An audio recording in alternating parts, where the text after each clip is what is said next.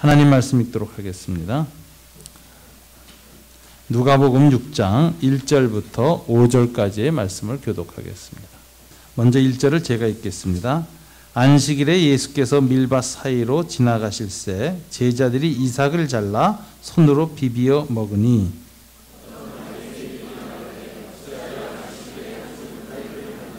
예수께서 대답하여 이르시되 다윗이 자기 및 자기와 함께한 자들이 시장할 때 한 일을 알지 못하였느냐.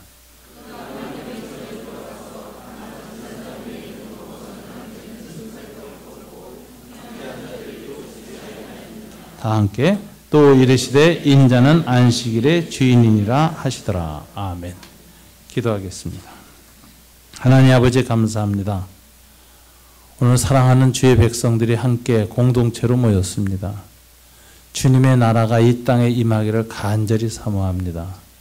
먼저 주님의 다스림이 우리의 삶과 우리의 모든 일터와 가정과 섬기는 공동체들 위해 이루어지기를 원합니다.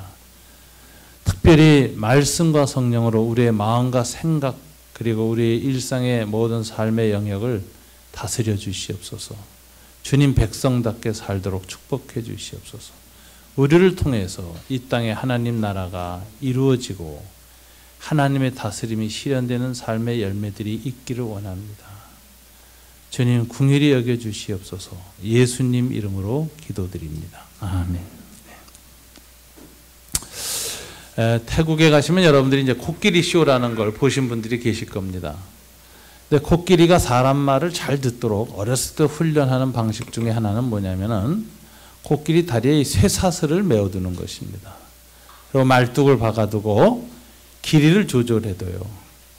그러면 코끼리가 커가면서 처음엔 2m 반경, 5m 반경, 10m 반경 이상으로 못 나가도록 이렇게 훈련을 시킵니다. 그럼 나중에 코끼리는 그 말뚝이 매어놓지 않았어도 그 쇠사슬 소리만 들으면 스스로 그 반경 안에 머무르게 됩니다. 그래서 코끼리를 잃어버리지 않고 키울 수 있습니다. 이 코끼리에게는 이 쇠사슬 소리가 그의 의식을 규정하고 강제하고 얽어맨 그런 역할을 하고 그 쇠사슬 소리의 노예가 됩니다. 스스로 묶여서 살지요. 예수님 당시에 이스라엘 백성들의 마음을 통치했던 당시 종교 지도자들은 두 가지 방식으로 이스라엘을 다스렸습니다. 중앙 예루살렘에서는 성전을 중심으로 해서 제사장 조직이 이스라엘을 통치했습니다. 이것을 성전 지배체제라 이렇게 얘기하죠. 성전이 세워져 있는 한 이스라엘 백성들은 율법에 따라서 1년에 가서 제사를 드려야 되고 성전세를 내야 되고 성전 예배를 준수해야 됩니다. 성전을 통해서 이스라엘 백성들은 제사 의식을 가지고 하나님의 백성으로 통치를 받게 되는데 이 당시 제사장들이 그렇게 이스라엘을 다스렸습니다. 두 번째는 예루살렘이 아니라 전 지역의 지방에는 이 성전이 아니라 회당이라는 것이 있었습니다. 회당에서는 제사는 드리지 않지만 하나님의 말씀 토라를 배웠습니다. 그리고 토라를 가르치는 서기관들, 그 중에서 또 바리새파라는 사람들이 그 지도력을 발휘하면서 이스라엘 백성들의 생각과 삶을 다스렸는데 이것을 회당 지배체제라고 합니다. 성전 지배체제는 제사장들인 사두개파가 다스리고 있었고 회당 지배체제는 바리새파, 서기관들, 랍비들이 다스리고 있었습니다. 근데 이렇게 다스리는데 성전보다는 사실은 회당 지배체제가 더 오래된 이스라엘을 다스리는 체제였습니다.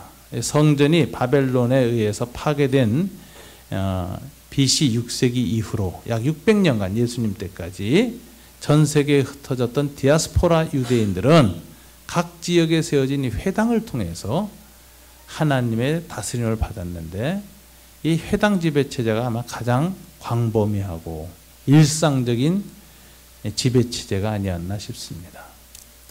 이 회당을 통해서 하나님 말씀이 제대로 통치가 되었으면 얼마나 좋았겠습니까? 그러나 예수님 당시에는 성전을 중심으로 지배하고 있던 이 사두개파도 하나님 말씀을 떠났고, 회당을 중심으로 다스렸던 바리새파도 하나님의 말씀을 왜곡했고, 그들의 입맛에 맞게 다 이렇게 규정을 만들어서 이스라엘 백성을 율법주의라는 체제 안에 가두어뒀습니다. 근데 이 율법주의라는 회당 체제에 끊임없이 노예가 되도록 일상적인 자극을 주는 것이 있었는데, 그것을 바로 안식일 규정이라고 하는 것입니다. 이 안식일 규정은 코끼리의 쇠사슬 같은 역할을 했어요. 일주일마다 안식일을 어떻게 지켜야 되냐 가지고 계속 찔러대고 율법으로 채찍질을 해야 되니까, 일주일마다 이스라엘 백성은 안식일 규정을 통해서 율법 체제의 노예가 돼갖고 순응을 하기 시작한 것입니다. 이렇게 해서 이제 이스라엘의 백성들이 하나님의 통치보다는 인간의 통치, 사두개파 바리새인의 잘못된 통치에 노예가 돼가기 시작했습니다. 예수님의 초기 사역을 보면, 특별히 우리 누가복음 5장, 6장에서 보면 갈릴리 지역에서 첫 사역을 시작한 초기에 주로 어떤 부분을 주님이 공격했는가 보면, 주님은 이 안식일 규정을 주로 공격했습니다. 여러분 누가복음 5장에 보면은 5장 12절부터 16절에는 안식일날 문둥병자 고칩니다. 17절과 26절에서는 중풍병자를 고칩니다. 또 안식일 금식 논쟁도 합니다. 6장 1절부터 5절 오늘 본문은 안식일 논쟁을 본격적으로 했고, 6장 6절부터 11절까지 안식일날 병을 고치십니다. 여기서 우리가 예수님의 초기 사역이 굉장히 전략적이었다는 거 우리가 알 수 있습니다. 주님은 당시 하나님의 통치를 왜곡시키는 율법 체제와 싸울 때 어떤 고리를 먼저 깨야 이것이 무너지는 걸 아셨어요. 그래서 이 체제의 창끝, 그걸 먼저 부수는 거예요. 그래야 창대가 있고 창을 찌르는 사람이 있어도 무력해지거든요. 창끝이 뭐냐? 이게 안식일 규정이었어요. 그래서 주님이 이 누가복음에 보면 초기 사역이 주님이 그냥 막 하신 것이 아니라 정확한 적의 가장 약한 중심고리를 계속 두들겼다는 걸 알 수 있고, 그 안식일을 완전히 파괴시킨 것이 생애 마지막 십자가 사건이었죠. 십자가에서 율법의 모든 의를 이루시고 죽으심으로 율법 체제를 붕괴시켜버리는 거죠. 율법으로 말미암아 죄의 노예가 된 모든 인류를 구속하는 마지막 사역, 그것이 십자가입니다. 그래서 예수님은 율법 체제를 붕괴시키는 사역을 평생 하셨는데, 초기에 가장 날카로운 부분을 먼저 건드리셨는데 그게 안식일 규정이었다라는 것입니다. 주님은 오늘 본문도 안식일 논쟁이 이제 시작되어지는데, 발단이 뭐냐? 제자들과 함께 안식일 날 회당을 향하여서 여행을 떠나셨어요. 회당을 찾아서 이제 예배드리기 위해서. 근데 지나가는데 보니까 같은 바리새인들도 뭐 같은 방향이니까 같이 지나가지 않았겠습니까? 안식일을 향해서, 회당을 향해서 같이 쭉 몰려가는데, 밀밭 사이로 지나가면서 제자들이 뭘 했느냐? 배가 고프니까 미리삭을 손으로 따가지고 이렇게 비벼서 껍질을 벗겨 후 하고 알곡을 먹기 시작했습니다. 이 행위는 사실상 유대 율법에 의하면은 이건 허락되는 행위죠. 신명기 23장 25절엔 이런 기절이 있습니다. 내 이웃의 곡식밭에 들어갈 때에는 내가 손으로 그 이삭을 따도 되느니라. 다만 내 이웃의 곡식밭에 낫을 대지는 말지니라. 그러니까 이게 그저 배고파서 먹는 건 율법이 허락한 거예요. 낫을 대가 이것만 안 된다. 도둑질이니까. 이렇게 허락을 해놓은 율법인데, 이게 이 모세 오경에 보면 허락된 행위였거든요. 그런데 오늘 바리새인들이 이거 문제를 삼습니다. 왜 문제를 삼는가? 평일이 아닌 안식일에 이 일을 행했다 하는 거예요. 근데 모세 오경에는 평일 안식일 구분이 없이 어느 때나 이게 허락된 행위예요. 그럼 안식일 규례에서 금지시킨 것은 율법에 근거한 것이냐? 아니라 이 당시 이스라엘의 판례집, 모세 오경을 어떻게 생활에 적용하느냐라는 그 규례집이 있어요. 이걸 미시나라 그러는데, 미시나는 모세 오경에 금지하지 아니한 규정을 무려 35가지나 만들어서 안식일 규정으로 집어넣었습니다. 39개네요. 39개. 39개 규정을 첨가했어요. 그래서 오늘 바리새인들이 예수님의 제자들에 대해서 왜 안식일에 하지 못할 일을 하느냐라고 할 때는 근거가 뭐죠? 모세오경이라 뭐라고요? 미시나라고 하는 그들의 전승, 그들의 전통, 종교적 관습, 이걸 가지고 공격을 한 것입니다. 자, 여기에 대해서 오늘 주님이 우리 제자들은 안식일 규정을 어긴 것이 아니다 라는 반박을 하는데, 뭐를 가지고 반박을 하느냐 보니까 사무엘상 21장 1절부터 6절을 가지고 군박을 합니다. 여러분 한번 오늘 본문 한번 읽어보실까요? 2절, 3절, 4절까지 같이 읽습니다. 어떤 바리새인들이 말하되 어찌하여 안식일에 하지 못할 일을 하느냐. 예수께서 대답하여 이르시되 다윗이 자기 및 자기와 함께한 자들이 시장할 때에 한 것을 읽지 못하였느냐. 그가 하나님의 전에 들어가서 다만 제사장 외에는 먹어서는 안 되는 진설병을 먹고 함께한 자들에도 주지 아니하였느냐. 이 미시나를 가지고 거는 이 바리새인들에 대해서 주님은 뭐를 가지고 응답하셨죠? 사무엘상. 사무엘상은 선지서입니다. 선지서인데 선지서를 가지고 응답하셨어요. 자, 그럼 여러분 무엇을 근거로 논쟁할 때 미시나가 더 권위가 있습니까? 하나님의 말씀인 선지서가 더 권위가 있습니까? 선지서가 권위가 있죠. 그래서 예수님은 유대인의 전승보다는 하나님의 말씀 선지서를 바로 인용하면서 유대인의 논쟁을 무력화시킵니다. 근데 선지서를 읽어야 되는데 어디를 읽었느냐? 사무엘상 21장에 다윗에게 일어났던 한 일을 가지고 유대인 논쟁을 무력화시킵니다. 오늘 윤성진 목사님이 다윗 얘기를 아침에 꺼내주셔서 얼마나 감사한지 몰라요. 다윗 시대 전에 사울 왕이 있었어요. 근데 사울 시대의 말기에 일어나는 일이 오늘 사무엘상 21장의 내용입니다. 특별히 4절부터 6절을 한번 좀 읽어봐야 되는데, 여기 나오니까 4절부터 6절 한번 같이 읽어볼까요? 자, 다 같이 읽습니다. 제사장이 다윗에게 대답하여 이르되 보통 떡은 내 수중에 없으나 거룩한 떡은 있나니 그 소년들이 여자를 가까이만 하지 아니하였으면 주리라 하는지라. 다윗이 제사장에게 대답하여 이르되 우리가 참으로 3일 동안이나 여자를 가까이 하지 아니하였나이다. 내가 떠난 길이 보통 여행이라도 소년들의 그릇이 성결하였거늘 하물며 오늘 그들의 그릇이 성결하지 아니하겠나이까 하매, 제사장이 그 거룩한 떡을 주었으니 거기는 진설병 곧 여호와 앞에서 물려낸 떡밖에 없었습니다. 이 떡은 더운 떡을 드리는 날에 물려낸 것입니다. 성전에 있는 제사장이 먹는 떡은 일반 사람이 못 먹게 되어 있고, 그 떡을 먹으면 거룩을 범한 것이 되어서 죽게 되어 있습니다. 근데 오늘 제사장 아히멜렉이라는 사람이 다윗과 그 소년에게 제사장이 아닌데도 배고플 때 제사장만 먹는 그 거룩한 떡을 줬습니다. 그걸 받아 먹고 아무 일도 없었어요. 이 사건을 주님이 예로 든 거예요. 그럼 이 사건이 도대체 어떤 의미인가, 이거 볼 수가 있습니다. 이 다윗이 오늘 이 먼 여행, 3일길의 여행을 떠났는데, 이건 뭐냐면 왕궁을 탈출한 사건이에요. 즉 다윗의 망명 사건이라는 것입니다. 다윗은 사울 왕과 왕조 마지막 부분에 이제 망명을 결심합니다. 왜냐? 사울 왕이 타락했기 때문에 그래요. 그때까지는 사울 왕이 그래도 많이 범죄하였어도 악한 영에까지 들리진 않았어요. 근데 다윗이 탈출할 때쯤 되면 사울 왕에게 악령이 임하여 가지고 사울 왕이 악한 통치를 합니다. 그래서 사울이 다스리는 이스라엘은 더 이상 하나님의 왕국이 아니었습니다. 사탄의 왕국이 되었고 죄와 어둠이 가득한 어두운 시대가 열린 것입니다.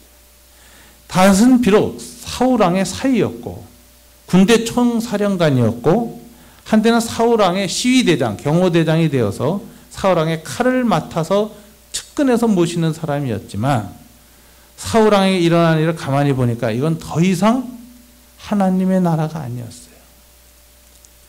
그래서 이 나라를 다시 하나님의 왕국으로 회복시키기 위해서 어떻게 할 것이냐, 왕궁 안에서는 아무것도 할 것이 없었어요. 그래서 사울은 드디어 망명을 가기로 결심합니다. 그리고 사울왕의 군대에 저항하는 저항군을 결성하기로 합니다. 이스라엘 남부 쪽으로 내려가서 해방군을 조직하고 게릴라전을 피면서 사울의 왕국과 전쟁을 시작합니다. 이것을 내전이 시작됐다라는 거죠. 내전을 일으킬 결심을 하고 드디어 왕궁을 소년들과 함께 떠났습니다. 자, 이 다윗이 떠난 이 전쟁을 오늘 본문은 이렇게 말합니다. 내가 떠난 길이 보통 여행이라도, 이렇게 얘기하잖아요. 그럼 다윗은 자기가 소년들과 함께 떠난 이 길을 어떤 여행으로 본 거예요? 특별 여행으로 본 거예요. 어떤 의미에서 이게 특별한 여행인가? 여러분, 구약에 이것은 여호와의 전쟁이라는 개념이 있어요. 구약 성경에 하나님은 자기를 어떤 분으로 나타내시느냐? 전쟁에 개입하시는 신, 이 전쟁의 신. 그래서 시편 같은 데나 선지서 같은 데 보면 전쟁은 여호와께 속한 것이니, 이런 표현을 해요. 그럼 하나님이 인간의 전쟁에 개입하실 때는 언제 개입하시느냐? 그 전쟁을 통해서 하나님이 자기를 계시하려고 하실 때. 단순히 인간끼리의 권력 싸움이나 군사력에 의한 싸움이 아니라 이 싸움에는 도덕적 성격이 있고 또 영적인 차원이 있고, 그래서 하나님의 보편적인 메시지를 전파해야 할 사건이 있을 때에는, 구약 시대에는 하나님이 전쟁에 개입을 하셨습니다. 이 전쟁을 구약 시대에는 여호와의 전쟁이라고 성경에 기록되죠. 구약에 야훼의 전쟁기라는 책이 글이 나와요. 여호와의 전쟁이라고 표현되고, 신약 시대에는 이게 거룩한 전쟁 혹은 영적 전쟁으로 표현되어지는데, 영적 전쟁은 소위 십자가에서 끝났습니다. 예수님이 증오와 미움을 사랑과 용서로 완전히 승리하신 거죠. 그래서 아가페 사랑으로 이 전쟁이 완성됐고 부활하심으로 전쟁이 끝났기 때문에 현실적인 군사력을 매개로 한 전쟁에 하나님은 신약 시대에는 더 이상 개입하지 않습니다. 이미 끝난 거예요. 예수님에 의해서 완성됐어요. 그런데도 신약 시대의 교회 지도자들은 현실 전쟁을 어떻게든지 하나님을 끌어들여서 자기네 전쟁을 정당화하고 싶어서 붙인 이름이 성전, 홀리워라는 이름을 쓰기 시작합니다. 대표적인 것이 십자군 전쟁입니다. 이슬람교도하고 싸울 때 그냥 종교 전쟁이라고 하면 되지, 그걸 하나님까지 끌어들여서 하나님 우리 편이라고 주장하고, 그래서 예수님과 하나님을 위한 거룩한 전쟁이니까 이 전쟁에 참여하면 당신들은 죽어도 천국 가는 것이고, 그리고 여기에 헌신하라, 이렇게 해가지고 14차, 15차, 17차까지 이르는 십자군 전쟁을 중세에 일으켜가지고 완전히 역사를 암흑으로 밀어놓은 것입니다. 예수 그리스도의 원수 사랑, 아가페 용서, 평화의 노래를 전쟁이란 악기로 부른 거예요. 십자군 전쟁. 그래서 예수님의 고고한 사랑의 정신을 악마적인 증오로 선전할 수 있다라는 착각을 했던 시대가 십자군 전쟁입니다. 이건 비극이다. 이건 예수 그리스도에 대한 최대의 모욕이다. 십자가는 원수 사랑, 용서의 정신인데 어떻게 십자가를 이용해서 군사력을 통해서 사람들을 대량 살육하는 것을 정당화할 수 있는가? 이게 아주 참 인류 역사상 십자군 전쟁이라는 건 기독교에 대한 최대의 가치 전도적인 미친 행동이었죠. 악마적인 뒤틀림이라는 거죠. 이런 일을 벌인 겁니다. 이런 것이 소위 십자군 전쟁이라는 개념인데, 우리가 여기서 분명히 알아야 되는 것은 구약의 야훼 전쟁이나 예수 그리스도의 거룩한 전쟁 혹은 영적 전쟁은 십자가에서 끝났다, 완성됐다라는 걸 알아야 돼요. 그리고 신약 시대에는 오직 사랑의 전쟁만 있다.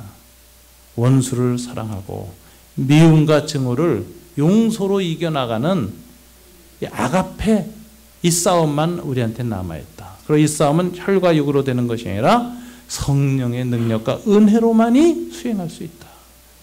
인간의 타락한 본성은 내 오른뺨을 때리면 왼뺨을 물어뜯고 싶은 과도 보복의 증오가 있는데, 이걸 성령이 다스려서 사랑으로 극복해야만 원수를 향해서 왼뺨을 또 내밀 수가 있고 용서할 수 있다. 그래서 이 싸움을 하도록 하는 싸움만 우리에게 남겨졌지 현실적인 물리적인 군사력 싸움은 어떤 전쟁도 예수의 이름으로 정당화될 수 없다. 이게 우리 기독교 신학입니다. 전쟁 신학이라는 거죠. 구약 시대의 이런 모든 전쟁 신학의 원형은 이제 야훼 전쟁이라는 것이에요. 그리고 야훼 전쟁은 어떻게 하느냐? 하나님이 고통받는 이스라엘 백성 가운데 임재하셔서 그들을 위해서 친히 싸우신다는 거예요. 그래서 출애굽도 야훼 전쟁이었어요. 하나님이 친히 싸우셨다. 민수기 40년 동안 광야 방랑했는데 거기 12지파에 12천막이 있어요. 근데 가운데 천막이 하나 또 들어와. 성막이라 그래요. 하나님이 거기서 임재하세요.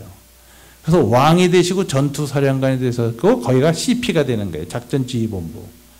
그래가지고 구름기둥 불기둥이 떠오르면 진군, 멈추면 수경하면서 전진과 후퇴를 하면서 전쟁 선지자 모세나 여호수아 같은 사람이 하나의 계시를 받아가면서 어디로 가야 할지 어떤 길로 가야 할지 인도하면서 40년간 전쟁하면서 가나안 땅으로 들어가는 과정을 거쳐서 가나안 땅에 들어갔습니다.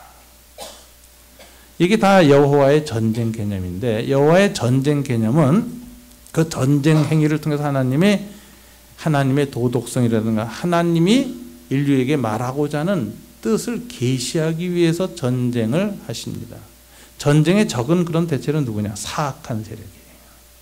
그 당시 파라오를 중심으로 하던 이집트의 제국주의적인 어두움의 체제. 그리고 다윗 시대에 보면은 그때 가나안 그 남아있던 족속들이 애굽의 그 군주제의 영향을 받아서 주변 국가가 전부 다 군주제였거든요. 근데 하나님은 이스라엘을 먼저 국가로 만드는데 군주제로 안 만들었습니다. 오늘날 독일처럼 분데스리가 12지파 연맹으로 만들어요. 어느 한 지파가 왕이 되지 못하게 해요. 그래서 하나님의 이 신정주의는 사실 지방자치제하고 비슷하고 중앙 집권 세력이 안 나오게 하고 균등 견제해가지고 하나님의 민주주의 이것이 정착되게 하는 방식이 하나님이 원하는 거였는데 이스라엘 백성들이 이게 불안한 거예요.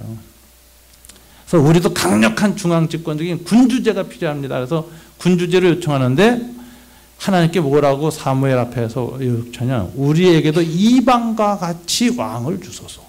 그래서 주변에 애굽이나 바벨론이라든가 이런 주변 중근동의 거대 제국들이 갖고 있는 군주제 체제.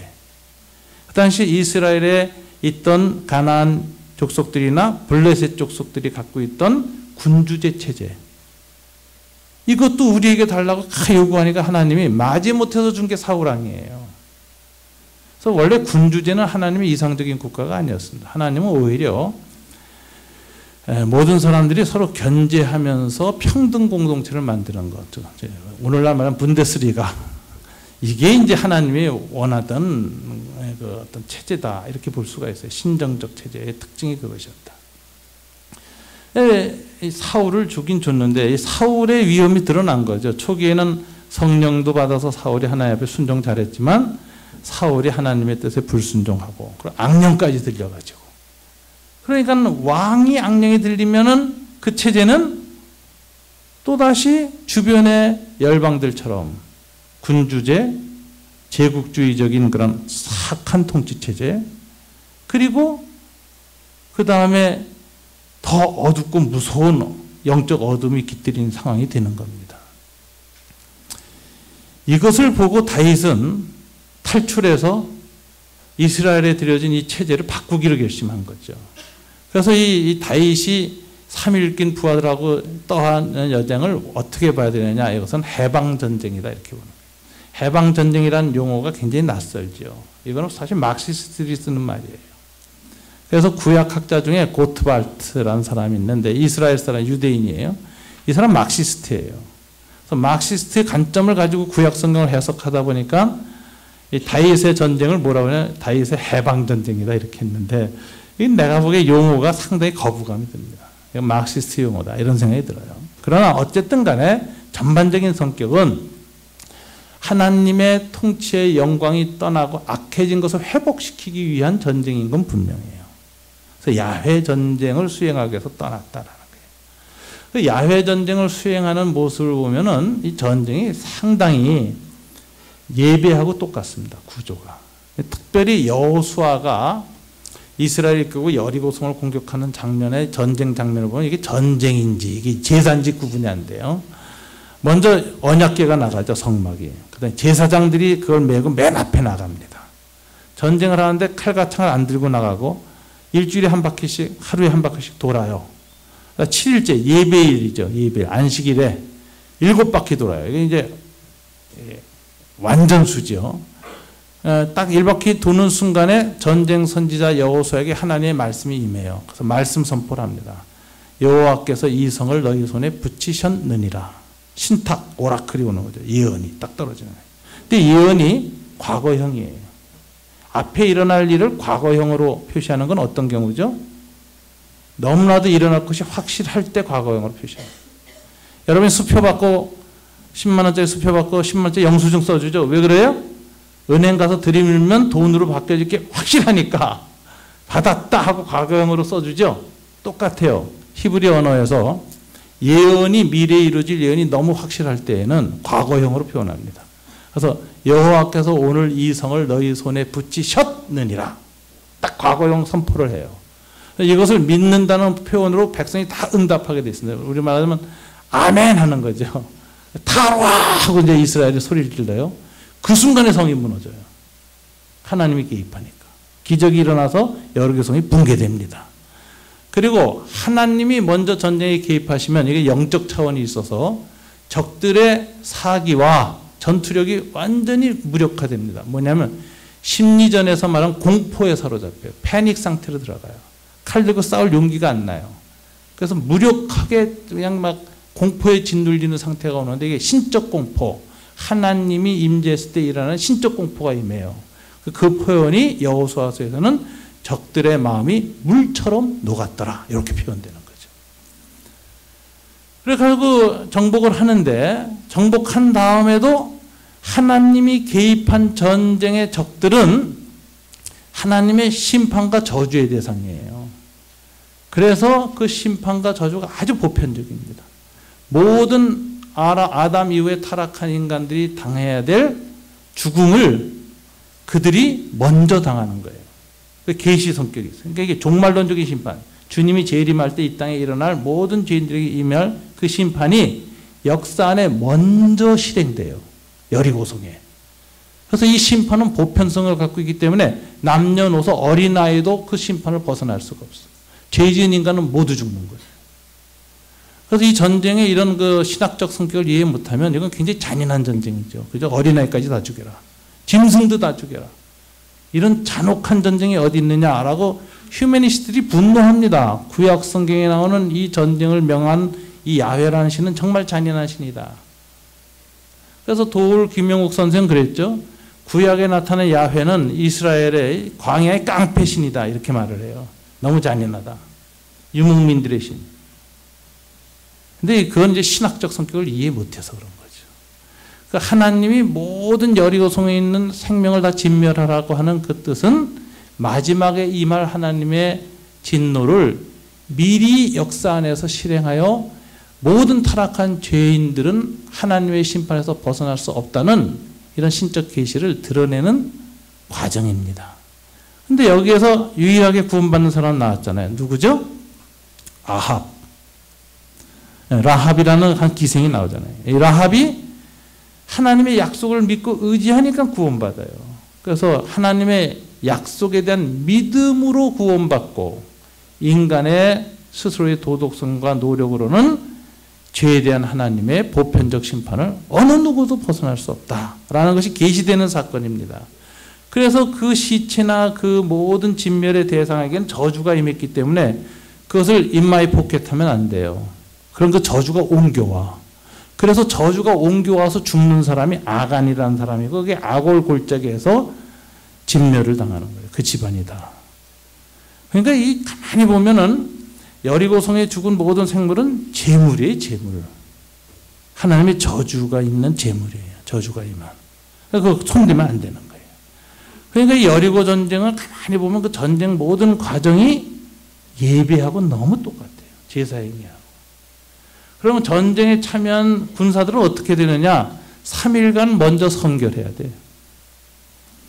그래서 길갈이라는 곳에서 여리고성 공격하기 전에 하나님의 언약을 믿는다는 믿음으로 할례를 받고 3일간 거룩한 다음에 전쟁에 나섭니다.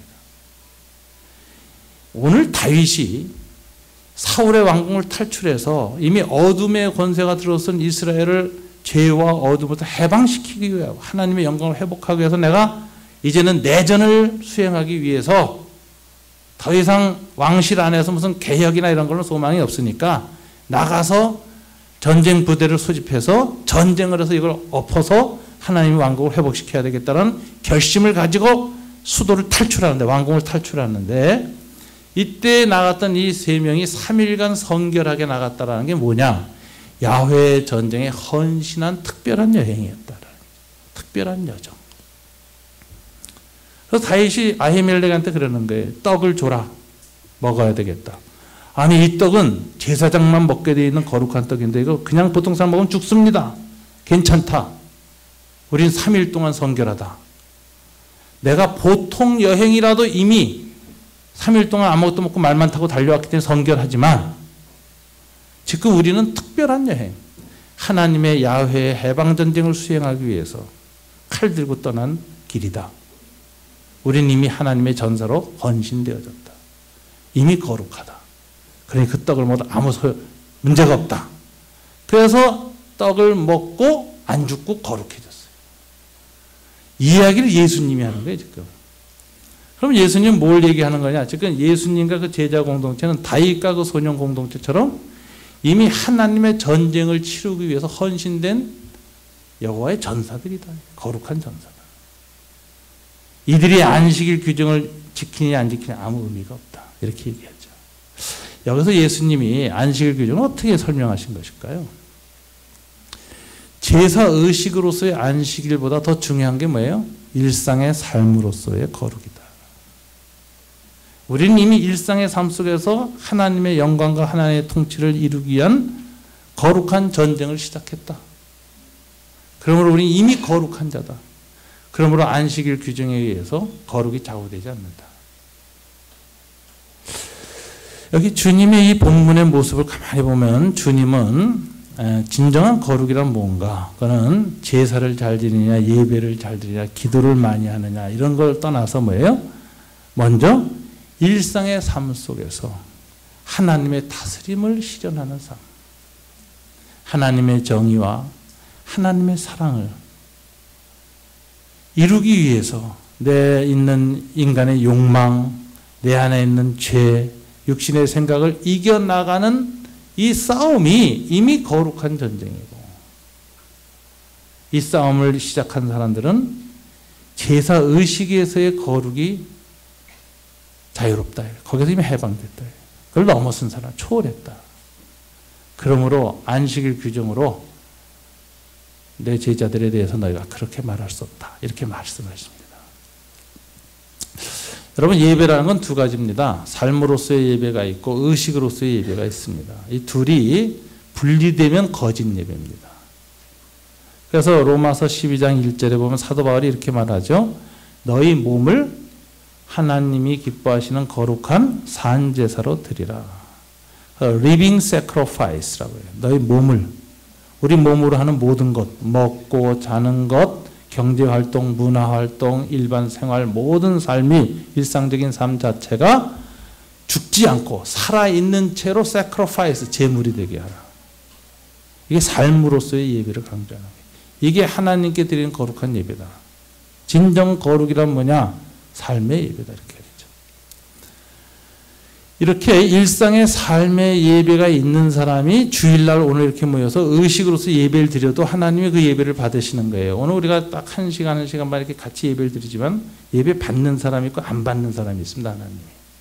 뭐냐면 일상의 삶은 전혀 이 제사 의식이나 예배 의식하고 상관없이 제멋대로 살다가 제사 의식으로서의 예배로만 참여하면 하나님께서 이건 가증한 예배, 상과 분리된 예배, 외식, 외부 장식으로서의 종교적 장식으로서의 예배와 거절하시는 거예요. 하나님이 받으신 예배는 뭐냐?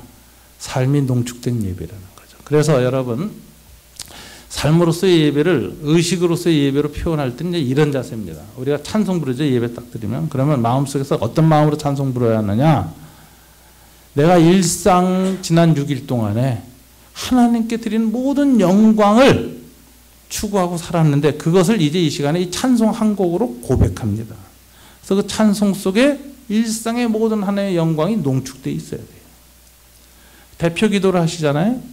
온 교인이 기도할 때는 어떤 자세로 기도해야 되느냐. 내가 지난 6일 동안의 모든 삶을 하나님 앞에 기도하며 살아왔고 하나님의 은혜를 구하면서 살았는데 그 기도를 농축한 엑기스가 지금 이 시간에 짧은 3분의 2 기도입니다.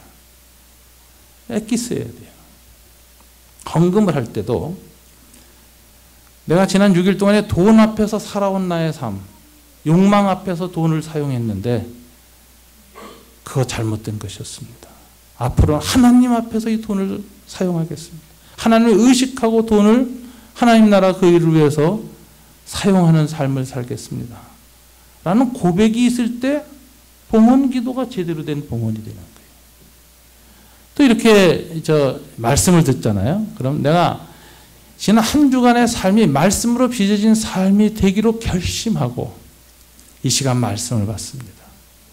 말씀이 내 삶을 바꿔주십시오. 라는 고백으로 말씀을 받을 때 이 설교 시간은 일주일 동안의 내 삶 전체에 대한 엑기스, 코아가 되는 거죠. 그래서 의식으로서의 예배와 삶으로서의 예배는 서로 분리되지 않습니다. 삶이란 의식의 익스텐션, 연장이고 예배란 삶의 코아, 농축입니다. 이런 긴장된 의식을 가지고 드릴 때 주님이 이 예배를 거룩한 예배라 그러고 여러분 예배를 받으시고 기도를 들으시고 찬송을 들으시는 거예요. 근데 그런 의식이 전혀 없이 예배를 드리면 이것은 마술입니다. 이건 주문을 외우는 겁니다. 마술이나 주문을 외울 때 윤리적인 삶을 고백하면서 수리수리 마술이 하는 사람 아무도 없어요. 분리됐기 때문에. 그냥 신비일 뿐이죠.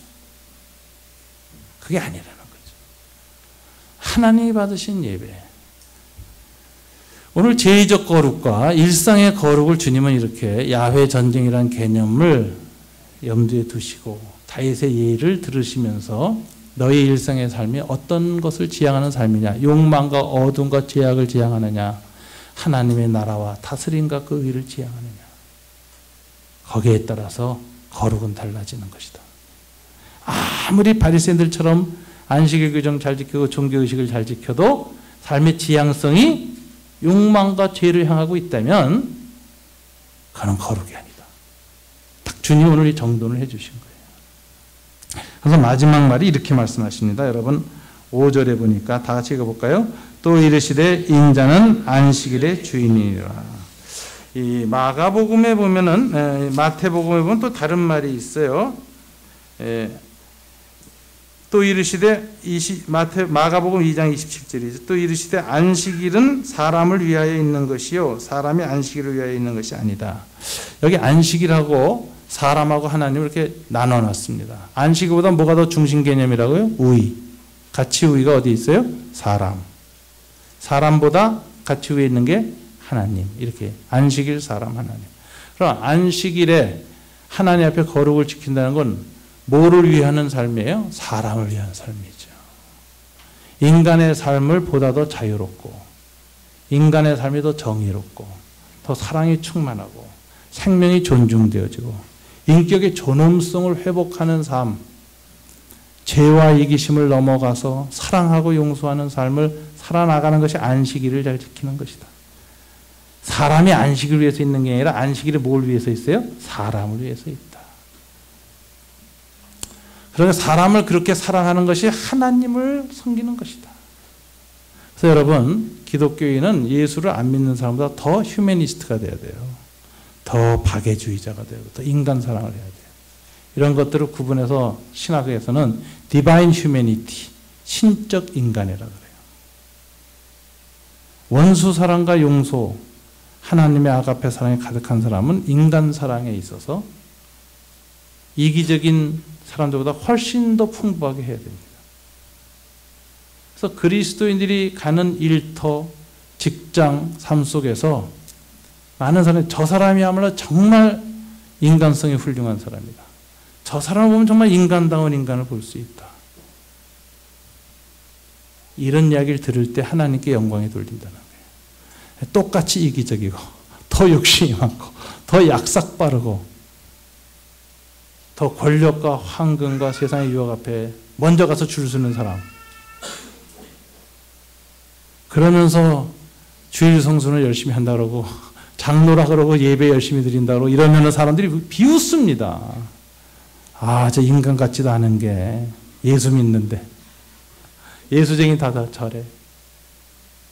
그래서 저는 그렇게 생각해요. 정말 우리가 종교인으로서의 예수쟁이가 일상생활에서 하나님께 영광을 돌리고 더 안식일을 거룩하게 지키는 삶을 사는 길은 뭐냐? 일상의 삶 속에서 사랑과 정의와 용서와 그리고 인간 사랑의 길에 더 깊이 들어가는 겁니다. 신적 인간애가 발현되도록 살아가는 거죠. 그래서 저는 더욱 인간적이 되어야 한다고 생각해요. human to human. 너무나도 인간적이어서라고 하는 표현을 듣는 사람들이 우리 그리스도인들이 될 때 세상을 회복될 것입니다. 오늘 본문을 통해서 다윗과 그 소년들이 한 일을 알지 못하였느냐 하는 주님의 말씀 속에 담겨진 메시지. 일상의 삶에서 하나님의 영광과 형상을 드러내자. 결심하시는 저와 여러분 되시기를 주님 이름으로 축원합니다. 기도하겠습니다. 하나님 아버지 감사합니다. 오늘 다윗과 함께한 소년들의 이야기를 주님 예로 드시며 종교적 거룩이 아니라 삶 속에서의 거룩이 무엇인지 알게 하시고 그 모든 종교적 규례들은 사람을 위해서 있는 것이고 하나님을 위해서 있는 것이라고 말씀하시며 사람 사랑하고 사람답게 사는 삶을 회복하는 것이 하나님 나라의 도래라고 가르쳐 주셔서 감사합니다.